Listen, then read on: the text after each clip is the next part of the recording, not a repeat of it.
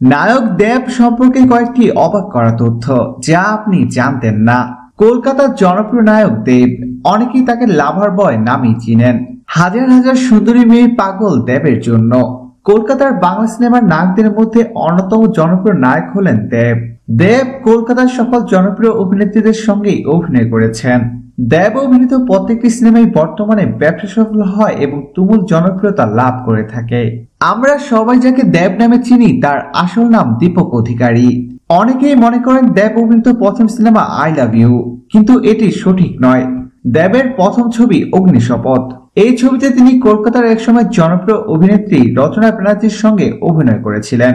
অনেকেই জানেন না দেব ভারতের কোথায় জন্মগ্রহণ করেছেন। তিনি মাহেশা নামক কেশপুরের এক ছোট গ্রামে জন্মগ্রহণ করেন। দেবের উচ্চতা নিয়ে এক এক মানুষের রয়েছে এক এক রকমের মতামত। সত্যি হলো এই যে দেবের আসল উচ্চতা 6 ফুট 1 ইঞ্চি। অনেকেই নায়ক দেবের পরিবার সম্পর্কে জানেন না। দেবের পরিবারে তার মা বাবা এবং এক বোন রয়েছেন। দেবের বাবার নাম গুরু অধিকারী এবং মায়ের নাম মৌসুমী অধিকারী এবং তার একমাত্র বোনের নাম দীপালি। প্রিয় দর্শক, ধন্যবাদ ভিডিওটি দেখার জন্য।